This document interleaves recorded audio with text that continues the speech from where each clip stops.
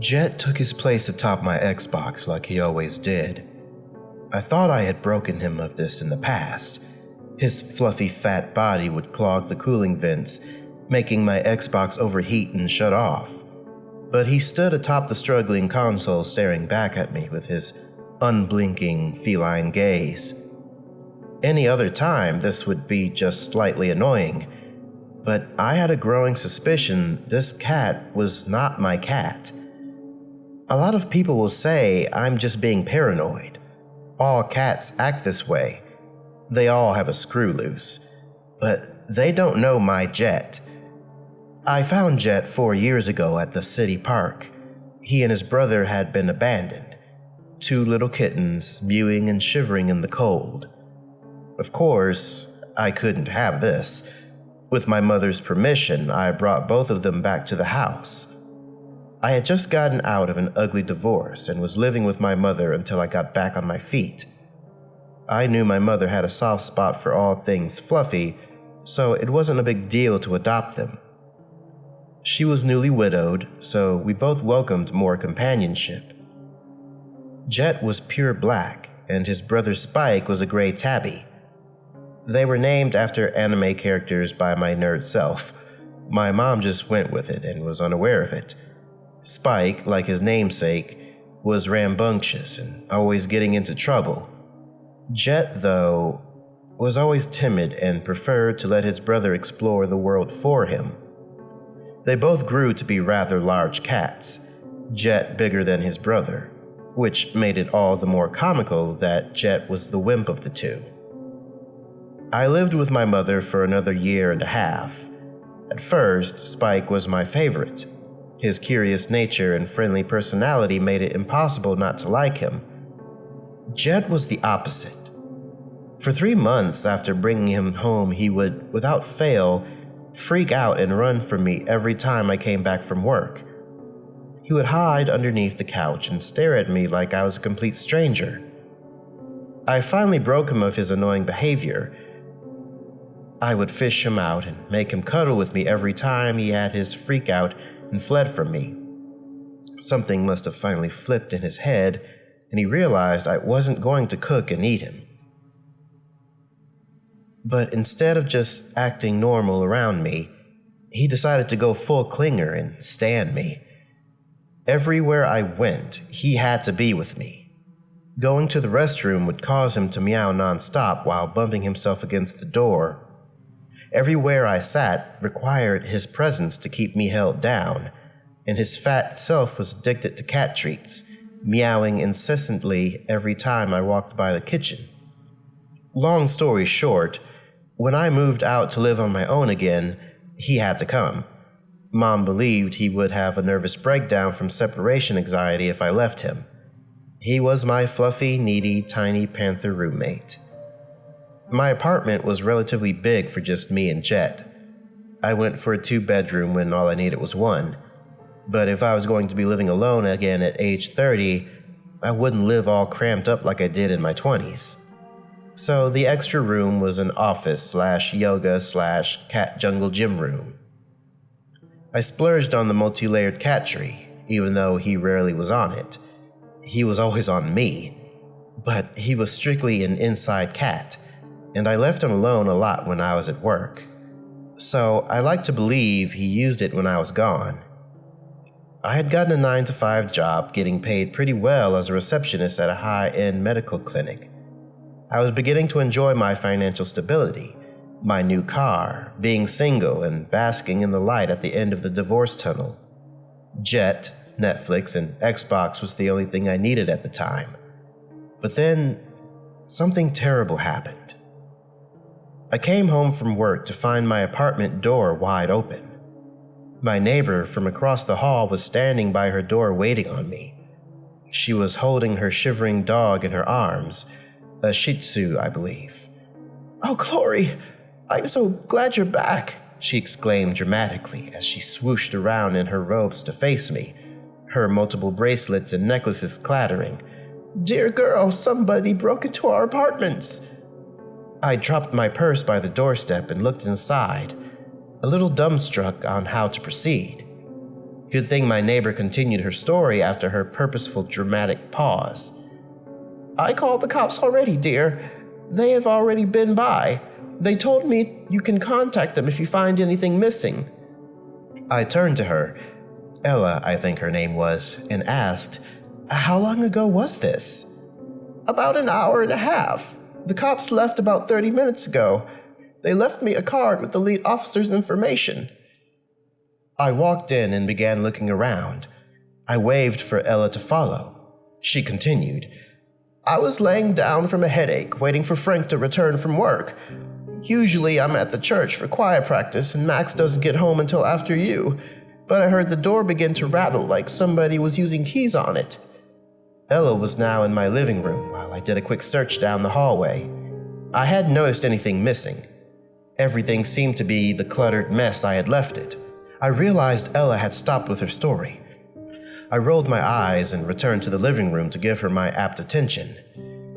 As if on cue, she continued, so I put my ear to the wall and listened. Ella pantomimed, putting her ear against the back of her hand. I knew my Frank wouldn't be coming home this early, and I knew he never carried around so many keys. Then Lil Bit started barking. Her eyes widened dramatically, and she began petting her dog like it needed consoling. Lil Bit never barks at his daddy like that. Her dog just stared at me and shivered. In my experience with the neighbor dog, he barked at anything and everything.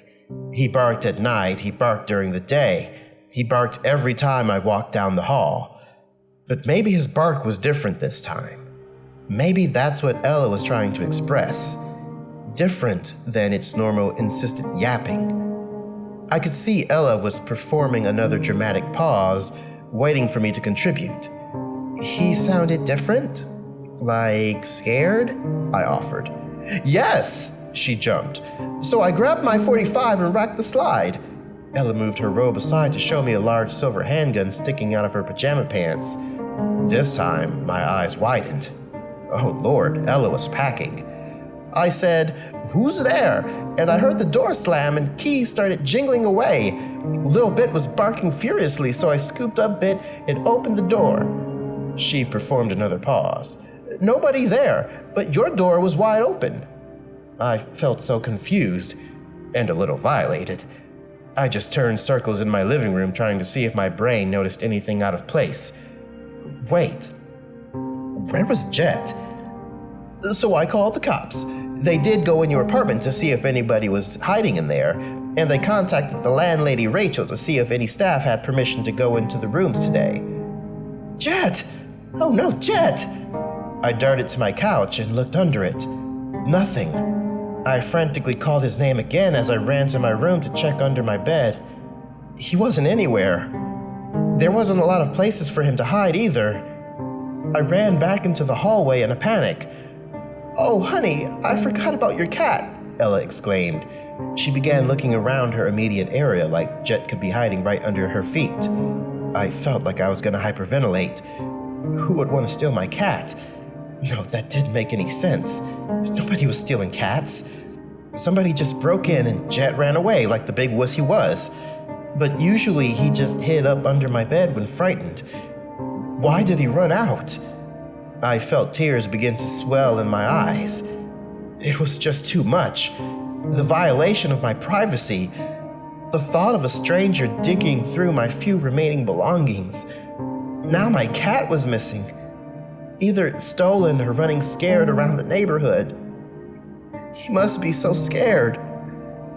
Before I realized it, Ella was at my side comforting me. She must have seen my breakdown incoming. She led me to sit on the couch as I began to sniffle. I never saw your cat escape, but I wasn't watching the door the whole time. I walked away to get my phone and talk with the cops. We sat and talked for a while. She helped me calm down and come up with a game plan. She let me hold her dog as consolation. That's when I realized I liked my neighbor. It's Lori, by the way, I said during a lull in the conversation. Ella looked at me questioningly, then embarrassment covered her face. Oh my God, dear, I've been calling you the wrong name all this time. I smiled and replied, it's okay.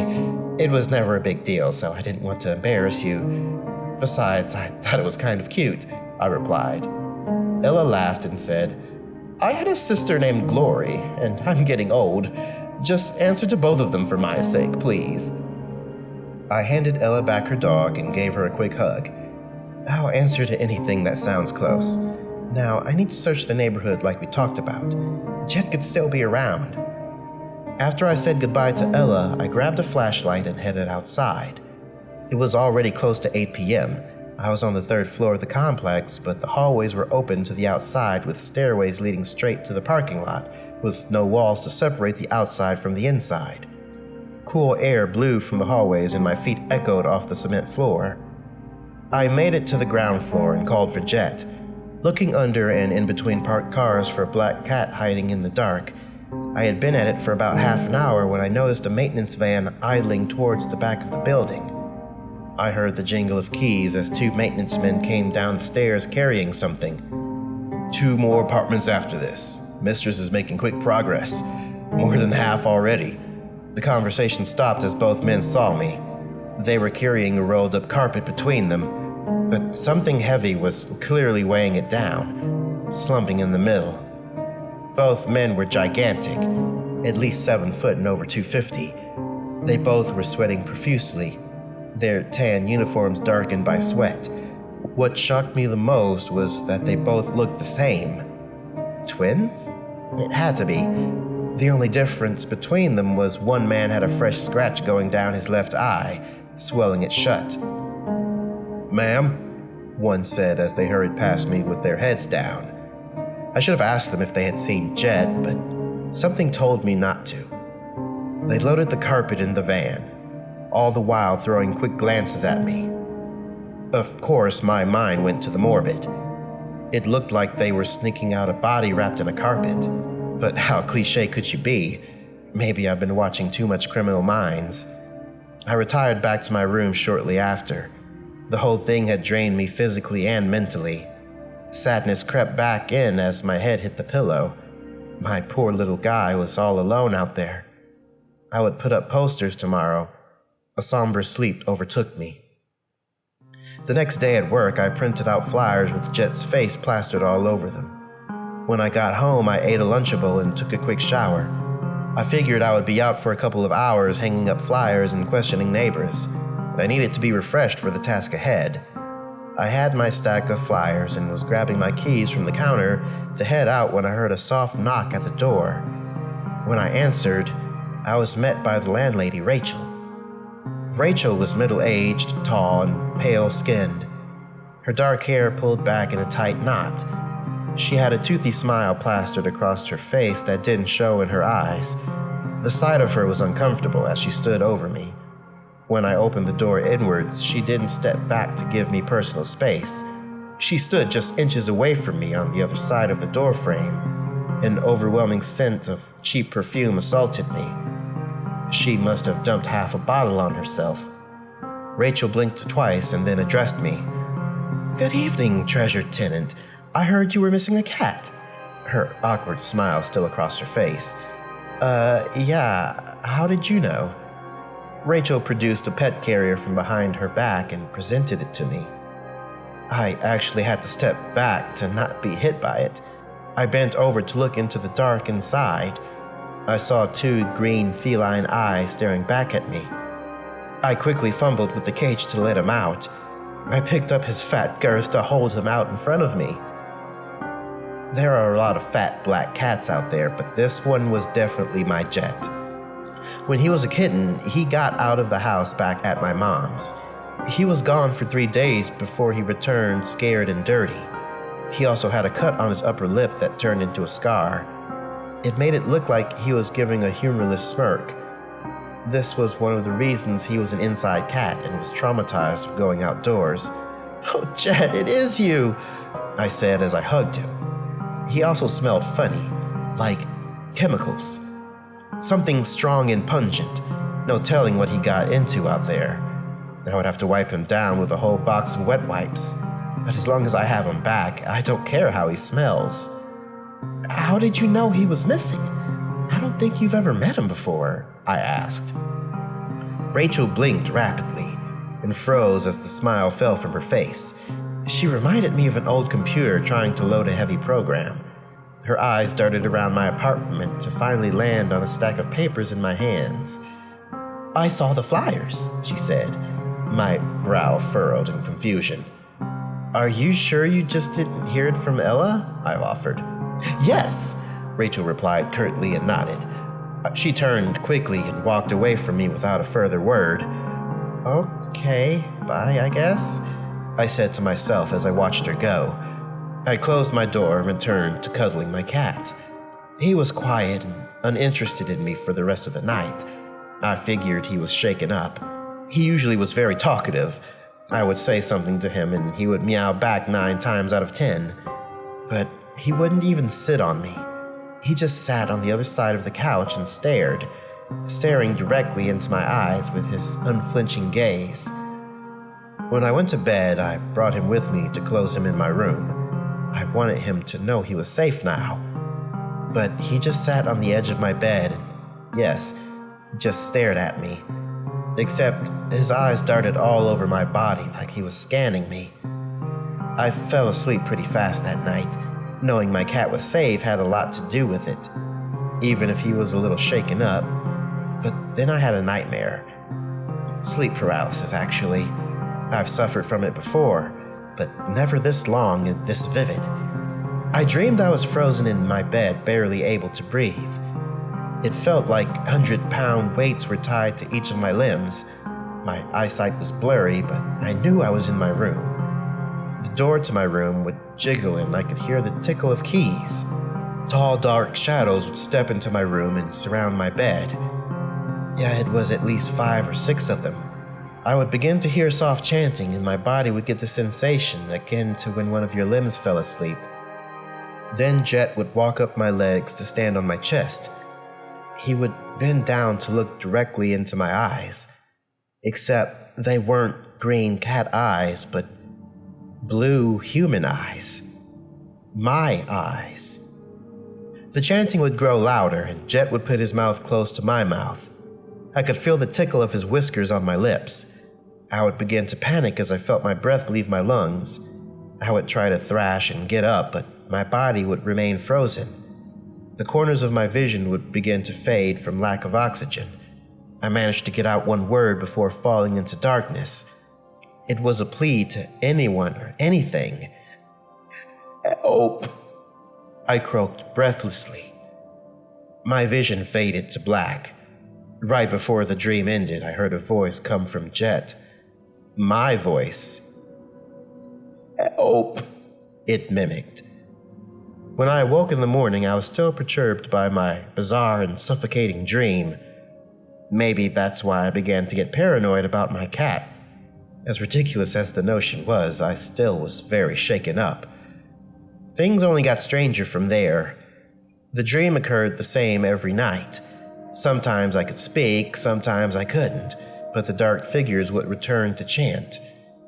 Jet would sit atop me, stealing my breath. During the day, Jet was completely aloof and stoic. No meowing, no cuddling, not even eating treats. Just staring, searching me with his eyes. On the 5th day of bad dreams, I regretted even coming home to him after work. It felt like my friend was gone, only an imposter left in his place. An imposter who used a friend's face to violate my dreams. I had delayed coming home to Jet's deadpan stares by going shopping for a few groceries after work. When I was walking to my door, I set down my groceries to fish out my keys. That's when Ella opened her door with Lil Bit on a leash. We began talking and Ella asked me if I had found my cat. She jeered ecstatically when she heard the news he had returned.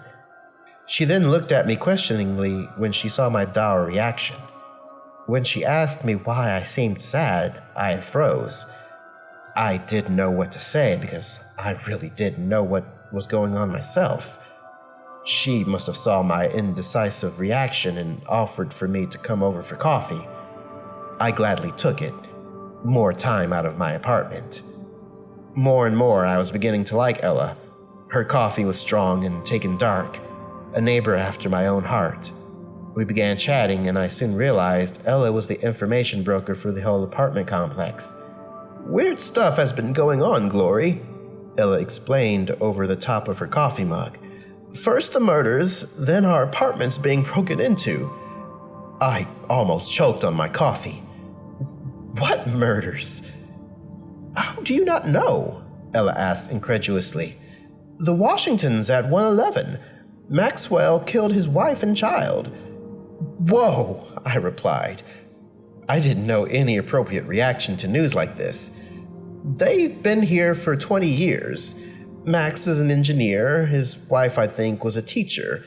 Their little boy was," Ella thought, 16 now? "Did they say why he did it?" Ella scrunched her nose. "It was ghastly. In all the papers. He told the police they were imposters. Just came home and freaked out and killed them with his bare hands. They found him in the parking lot covered with blood waiting for the cops. The poor boy and wife must have fought back because Max was taken to the hospital for a while." I sat down my coffee. This morbid talk was making me feel worse.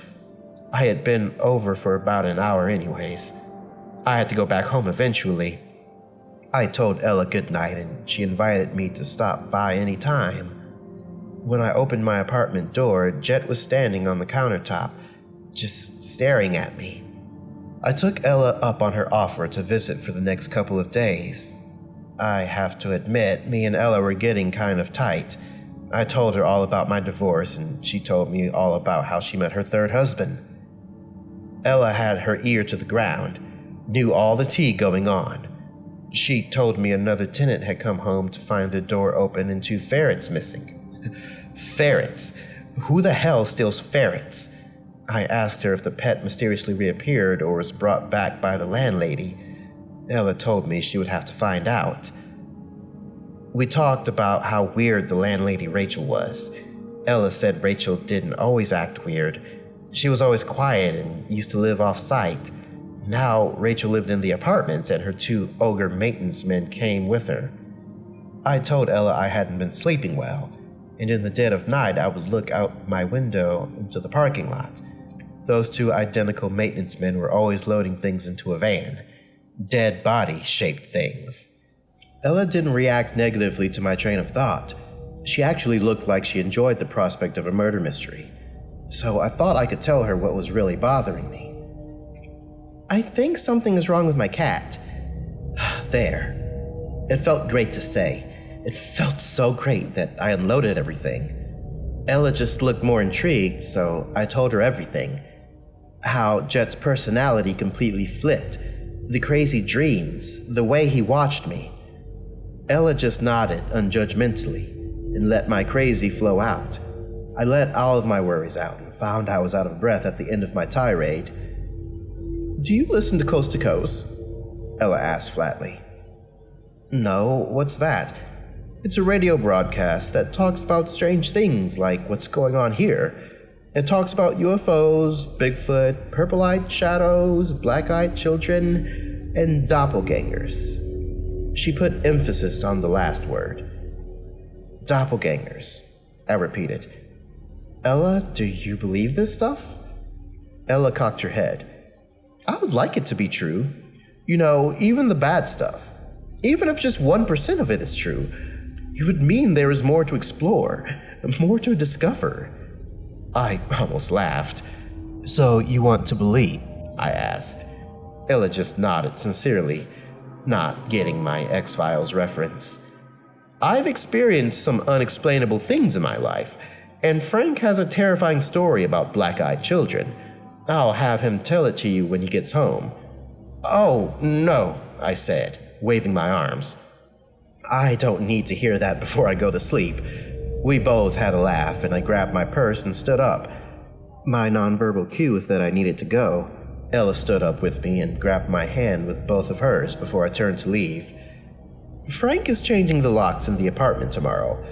Rachel would notice if I changed the lock on the front door, but screw her. I want to feel safe in my own room. And he is also installing a camera for inside." She pointed along the roof of the hallway. "If someone breaks in, we'll catch them on video.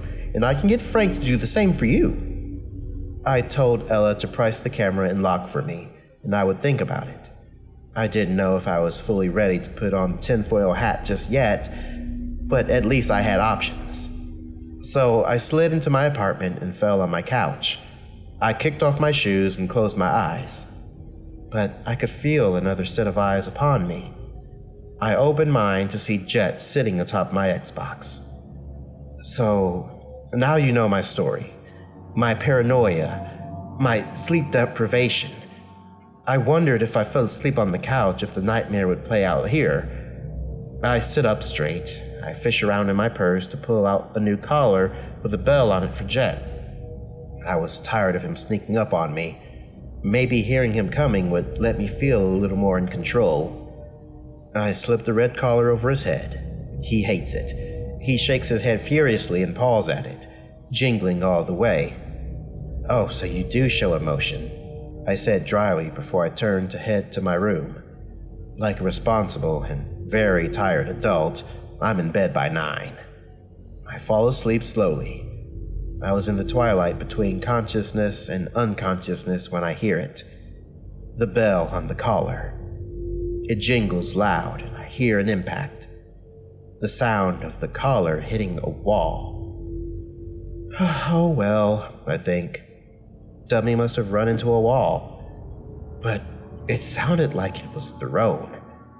Like it wasn't attached to a fat cat body. Maybe I should go look, but I feel so good in my bed. Sleep is about to take me.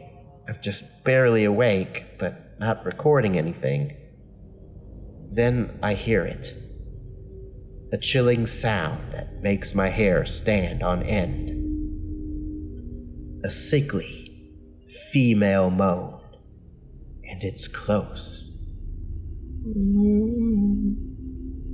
My eyes open and my heart starts pounding. I lay frozen in bed, unwilling to move. Maybe I dreamt it. A dream you swear you hear out loud. I hear the subtle sound of my faux leather couch cushions rubbing against something. Was somebody on my couch? I had to check. Or run to Ellis. I get up and slowly walk down the hallway.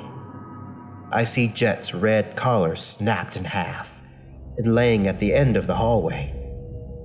I smell a pungent chemical smell wafting by me. I slowly make the corner to peer into the living room. What I see freezes a scream in my throat. Sitting on my couch is a naked, slim white female with dark hair matted over her hanging head. The woman is slimy with patches of dark fur matted in blotches all over her body. The woman looks up to stare at me with green eyes and with my face.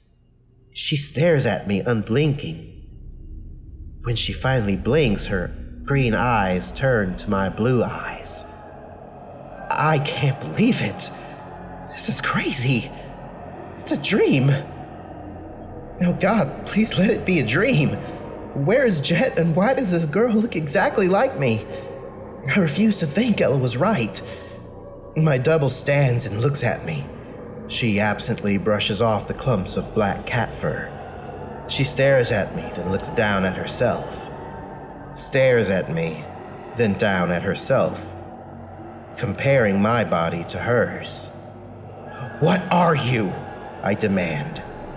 She looks at me and copies my facial expression, an expression of terror.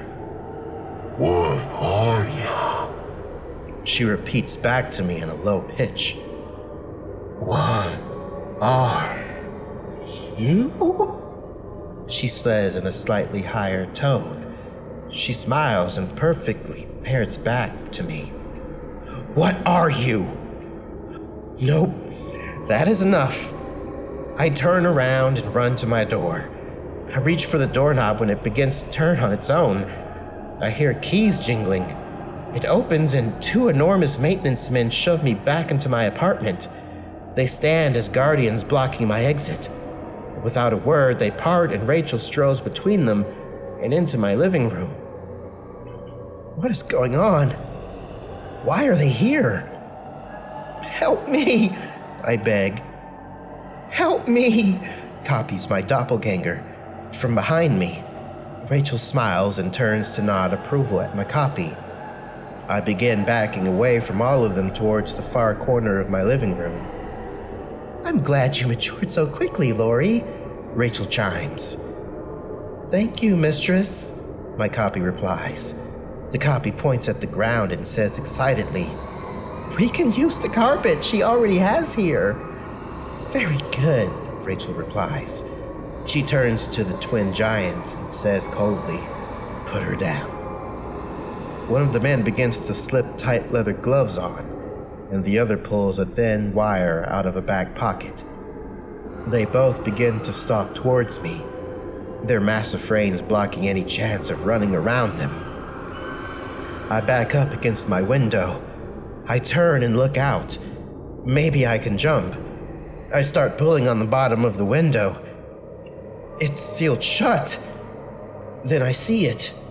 I almost half expected it, and all hope flees from me. The van outside is idling.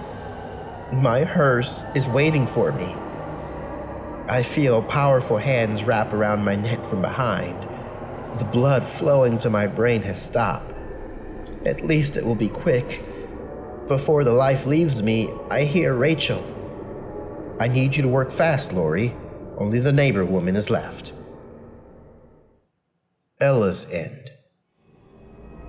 Lori didn't come by for our regular coffee and chat for the past 2 days. I was already worried for the young lady with all the things she told me the last time we talked. Now I was desperately wanting to check on her. I knew when she came home from work, so I positioned myself by my door to listen for her. When I heard her keys jingling, I opened my door with a little bit on his leash. Oh, Glory, how have you been? No response. Lori still had her back turned fiddling with the keys. Glory, I sang to her. Nothing. Okay, you rude girl. Lori, I shouted. Lori turned to face me with a blank look. Then a fake smile spread across her face. Oh, hello, neighbor. She just turned back and slipped into her apartment, closing the door sharply. What the frick? Did I do something to make her mad? Has she gone mad? Maybe it was me going mad. I put a little bit down. I had been having mad thoughts lately about Bit. He had been acting different ever since I came home from choir practice yesterday. He wasn't his normal shaky self. He was quiet and still, not even wagging his tail, just like Lori's damn cat. I just stared at him and he at me, everything rushing through my head. The whole complex was changing, all the way from the landlady to the critters. I considered what I told Lori. Doppelgangers. Well, I got something for you if that's the case, I told Lil Bit. And I didn't mean a treat. He just sat and stared. Days passed with no contact from Lori. Lil Bit was still acting strange, recording my every move with his eyes. I didn't have any dreams though, but 2 ambience at night may be the cause of that. It all came to a head a week later. I was taking my afternoon nap when I heard it. The jingling of keys at my bedroom door. I removed my sleep mask and looked at the door. Who's there? I shouted. I knew Frank was at work and he had the correct keys to open the door anyways. There was a long pause. Then Lori's voice spoke up. It's me, Ella. I need to talk. Open the door, please. I desperately started searching for my phone. I bought more time by asking, Why didn't you ring the doorbell? Oh, I did. Lori gave a fake laugh. Didn't you hear? Let's visit like we used to. I found my phone and pulled up the app that showed the feed of my hidden camera. Thank God my Frank was paranoid and tech-savvy. I pulled up the feed showing down the hallway from my room. I gasped in terror. Lori stood by my door with a giant ring of keys in her hand. Behind her loomed the two monstrous maintenance men in their tan uniforms. They were hunched forward like football players waiting for the snap. Further behind them, I could see Rachel in the living room. I squinted to make out a fifth figure in my apartment. "Oh, Lord. Oh, no!" I exclaimed. It was me. Naked as the day God made me. Peeking over to look down the hallway, I was right. They were changelings, doppelgangers, mimics. Lori quietly knocked and said something else. I didn't hear her. Grief had overtaken me. This means my friend was gone. I opened my drawer and retrieved old Roland, my 45. I slid the slide back quietly to rack a sound. I spoke over it to cover the telltale sound of metal on metal. "I can see you, bitch. You're not Lori. I can see all of you waiting to pounce me. The real Lori knew about the camera." Fake Lori looked up into the camera, sighed, and continued in a cold voice. "We will get in, Ella. The longer it takes, the more painful it'll be for you. You and Frank are the last ones. No one here will help you." Oh, God. Frank was still normal. I had to get him for help. I may be lost, but maybe I could save him if I did enough damage and caused enough commotion. There was a heavy blow to my door. Twiddledee and Twiddledum were pounding on it. They would be through in less than a minute. I canceled the app and dialed 911. I whispered my apartment address 3 times to the dispatcher and hid the phone under the bed. The top of the door caved in and a muscled arm reached through to grab the doorknob on the other end. They will have to clear the bed to get to me. I got them stacked up. Mag holds 7 and there's 5 of them. They don't know I have a weapon though. They are cocky and overconfident. Why would a little old lady be packing heat? Maybe 2 bullets for the big guys. Yeah, the math works out. Or maybe 1 for each and 3 for Rachel. The door busted open and the goons rushed me. I leveled the gun at the first one's head. Maybe I kill them all. Maybe the gun jams and they get me. They're all on video and the cops will come when they hear the screams regardless. But God, I prayed to punish at least one of them. They took my friend, her cat, and might take my Frank. But this is not the worst of their sins. I screamed as I squeezed the trigger. They took my dog! Thank you for listening. If you have a story you'd like me to narrate, then please contact me at twitter.com/NerdxCorexCreep or submit your stories to my subreddit at www.reddit.com/r/horrorxnerds. If you enjoyed the video, please consider liking, subscribing, leaving a comment, sharing with your friends. Also, make sure you ring the bell to be notified of new uploads as I post them. With that, I'll see you in the next video. Have a creepy night.